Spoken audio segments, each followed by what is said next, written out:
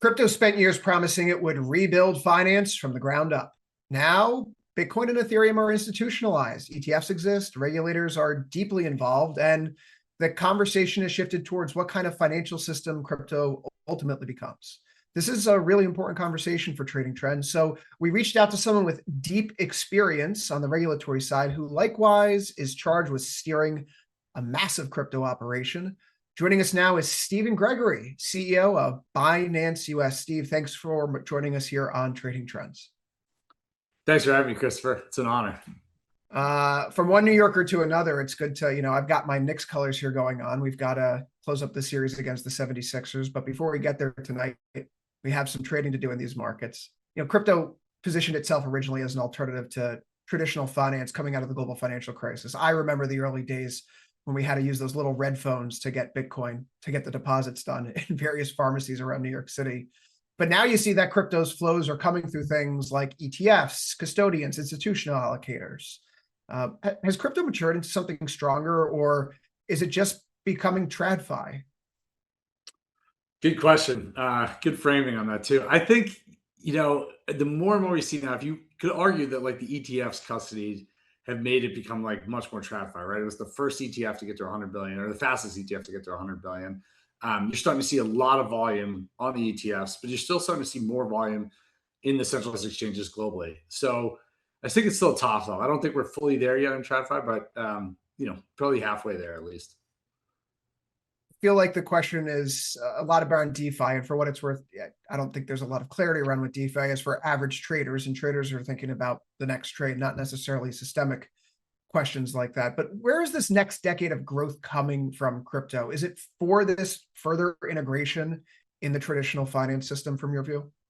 I think it's definitely utility. I think, the first cycle was the first few cycles were a lot based on speculation. And now we're starting to see like real world usage of it. I think like myself personally, like I now use crypto in my daily life. Like I had companies before and we pay a lot of the staff in crypto. I know that it's just simpler to pay vendors. I think like any cross-border payments, much easier.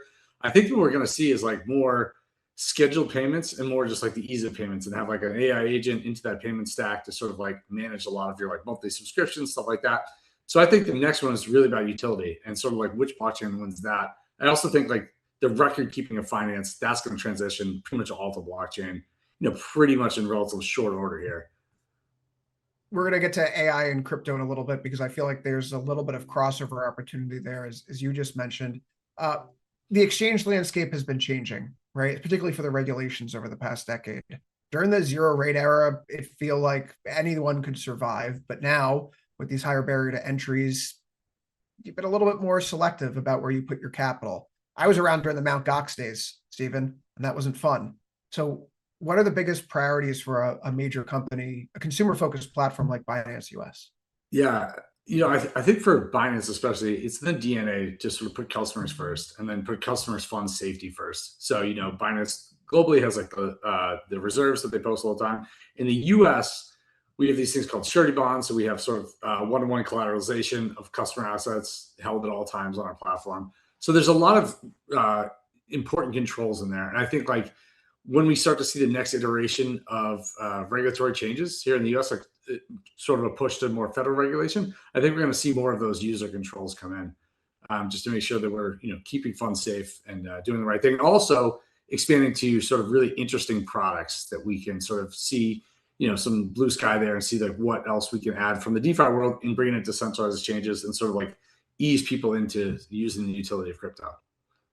Give us a little bit of a hint here. What kind of products, features, integrations do you think that matter most for the next generation of crypto traders? I think crypto is a great collateral asset. So, if people can accumulate crypto and then use it to borrow against, or to actively get yield on that crypto, or to sort of just make their money work for them. And I think that one of the challenges with centralized exchanges is being able to allow those products within the rules.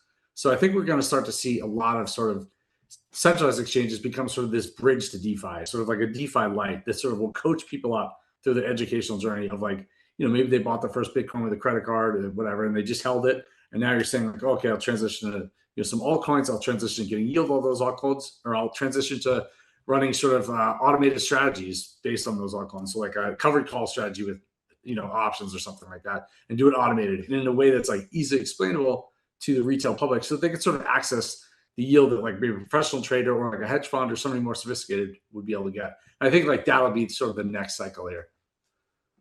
Part of the most recent cycle feels like it's been another crypto winter. I know that the halving of Bitcoin usually draws in the jeers, but since the October 25 high, crypto has come in. So are we going through another existential phase right now in the market? It also feels like because we're getting more integrated with governments, asset managers, institutional capital, a true crypto winter isn't really possible again. I would think so. I think that's sort of you have a pretty good argument for that. I mean, this bear market, back in October did feel pretty intense, but I think now we haven't really seen a really rough bottom where no movement. And I think that's largely because of like institutional buyers and the ETFs sort of always having like a standing buy order, for the bottom. So I think crypto winters are not going to be like they were in 2018 was brutal, 2022 was brutal. I just don't think we see that now that it's more institutionalized. I know that Bitcoin prices and some of these altcoins have come in recent months. Bitcoin's around 80, 85K, depending upon if you're looking at futures or spot or what have you. But is there a risk that crypto's still underpricing given what we're seeing right now? I think so. I think that this is we're at a key level right now.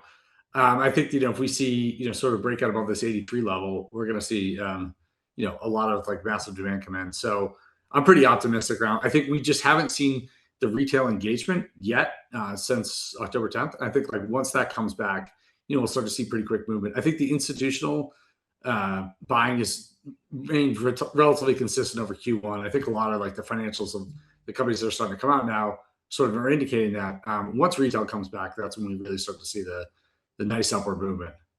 So you say when retail comes back, if I'm a retail trader right now, I'm looking at Bitcoin chopping around and I'm looking at companies like NVIDIA or Micron or SanDisk mooning.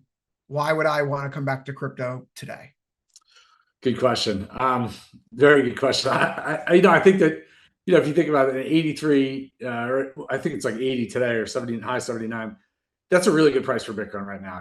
We're way off the all-time high. I think the ETFs really didn't move in the amount that they're custodying.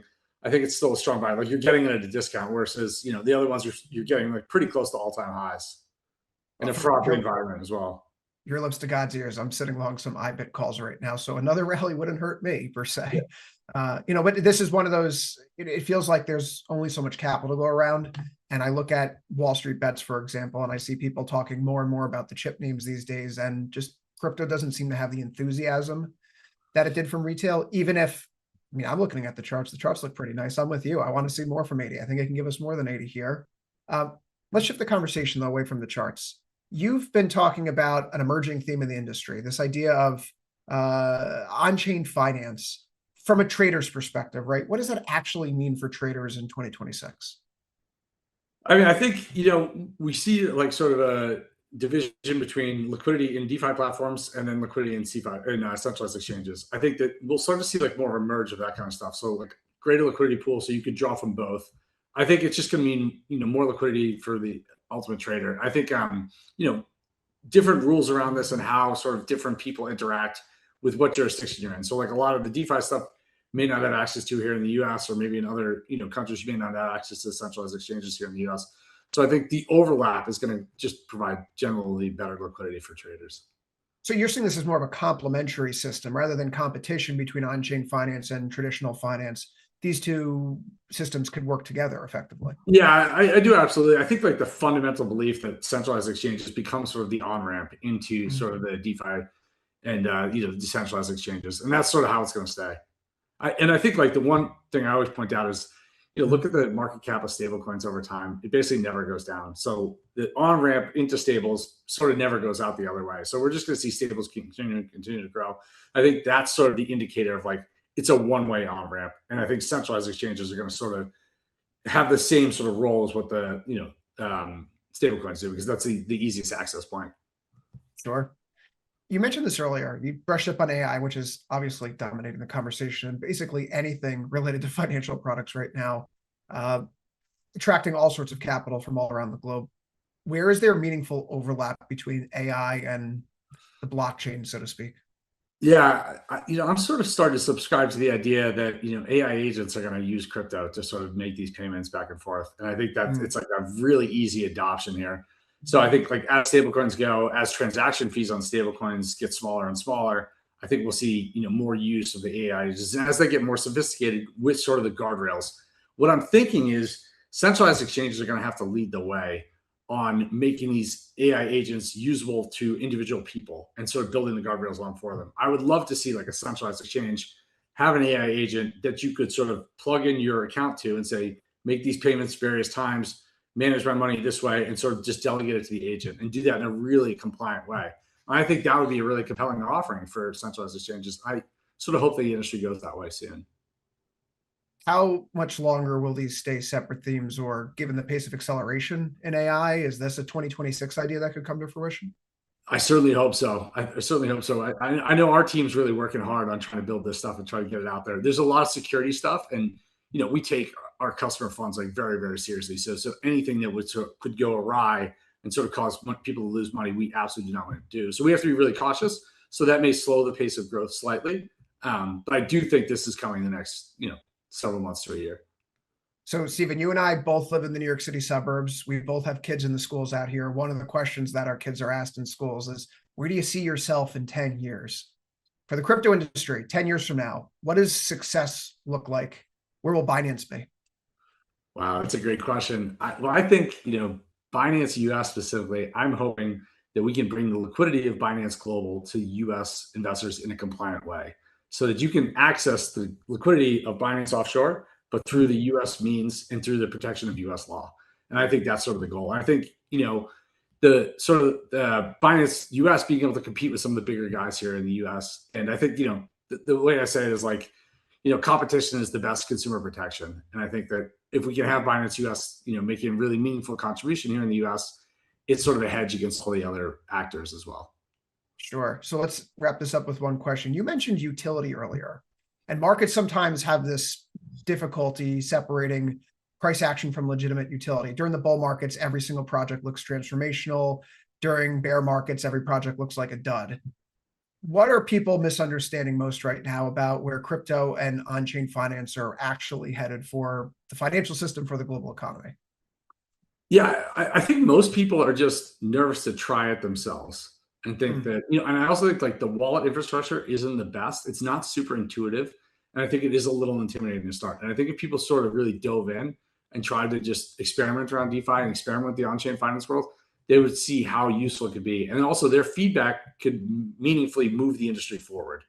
And I think that, it's just hesitation. Any sort of new technology, it's scary, especially things that you put your money into, essentially like a black box, and you sort of, allow it to do what it does, can be a little scary. But I think once people start to get into it and sort of, get comfortable, we'll see like very, very fast adoption because they'll actually be able to see the utility and they'll be able to understand their daily life. He's been the new CEO of Binance US, Stephen Gregory. I've been Chris Vecchio with tastylive. You're watching Trading Trends. Thanks for watching. Like and subscribe for more great videos.